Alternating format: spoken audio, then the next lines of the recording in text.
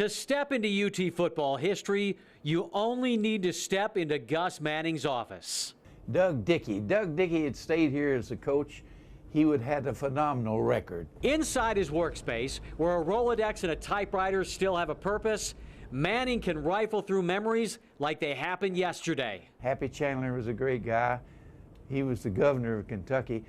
The reason I first met him, I was keeping the scorebook at the Kentucky in the old Coliseum up there, and this guy kept running over hollering at the officials.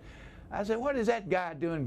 They said, "That's the governor." I said, "Well, he's not supposed to be hollering at the officials." Gus doesn't collect these stories, he's lived them. He signed on with UT Athletics in 1947, hired by legendary football coach General Robert Neyland, and a few years later, he was promoted. When General gave me the job as his administrative assistant, he said, "Gus, I want you to go all over the country and find a publicity director to take your part." Well, I said, "I won't have to go too far, General. I go down to my office, and Haywood Harris is down there. We'll hire him." His friendship with Harris lasted a lifetime, both of them hosting a game day radio show that's been on the air for nearly 60 years. When his good friend passed away several years ago, the radio show continued. I've got 14,298 miles on this. At the age of 90, Gus still gets around, mostly on his trademark scooter that's also been around since the Neyland era. We got that Cushman in 1962 when we built the upper deck. I'd take people up there. We had a special transmission put in it where it'd pull good, you know. And I'd take people up there to look at seats, to sell seats to them for the east upper deck. Do you remember much what it was like when you first walked in here?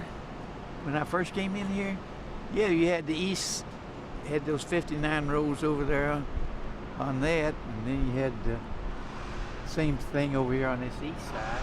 Where were you at when that picture was taken with the briefcase? Over here in this south end zone. Over there. On the east side, right in there. The briefcase picture. Of all the photos over all the years that Gus has been in, it's this one that's remembered most. We were playing Clemson, and Condridge Holloway was the quarterback. Larry Severs caught a touchdown pass there, put us ahead of Clemson.